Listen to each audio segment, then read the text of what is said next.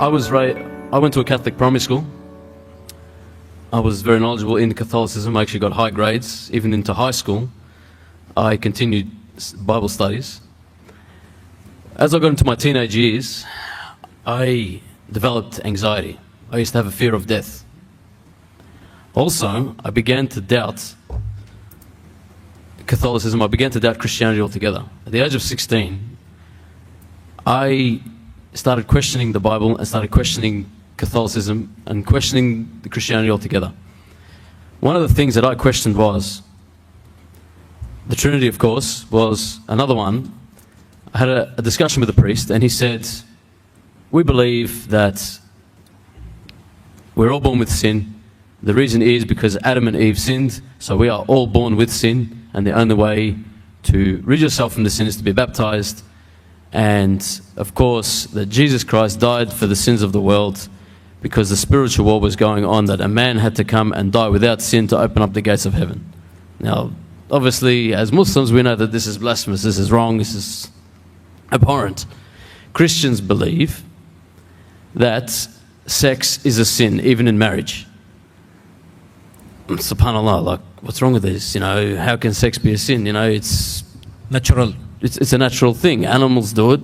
We do it to reproduce. That's how we continue. It's true. This is why Catholic priests do not marry and nuns do not marry, because they believe that sex is a sin, and that sex is a sin even in marriage. So that way, to have a child is a sin, but Jesus already died for that. SubhanAllah.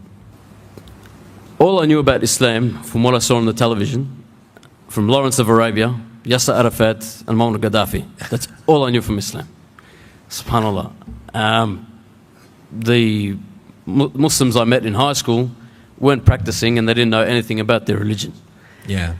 They drank alcohol and all that sort of things. One thing that didn't sit right with me was, in the Bible, apart from all the contradictions, which I'm not going to name, because there's so many, the Bible describes as Abraham, who was a prophet of Allah, as a righteous man. And I admired Abraham before I embraced Islam. He was considered by God as righteous. And it didn't sit right with me, because the Christians believe that everybody went to hell until Jesus died on the cross. It did not sit right with me that all these Noah and Noah and Ibrahim alayhi salam and all the prophets, they all went to hell. It just did not sit right with me when they worshipped God and they preached the word of Islam, you know, or from what I knew as a Christian, they preached the word of God. It didn't sit right with me. I could not grasp that. And SubhanAllah, a priest would tell you it's not meant to make sense, you just need to believe in it. So, at the age of 17, 18, I stopped praying and stopped being a Christian, and did what most young men do. Went out, partied, you know, got drunk, women, whatever, cars. And as I went through these years, I found that I was living life without a purpose. I did not have a purpose in life, SubhanAllah. At the age of about 21 years old, I met a Muslim guy who had a beard.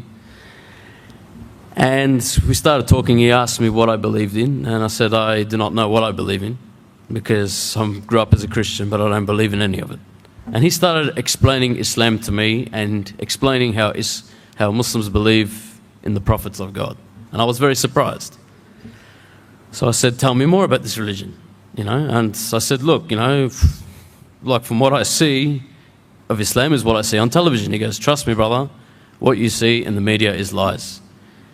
And a very valid point, when somebody's on the right path, and if you ever look in the history of all the prophets, when they came to preach the word of God, they were criticized, they were called liars, they were called a lot of things.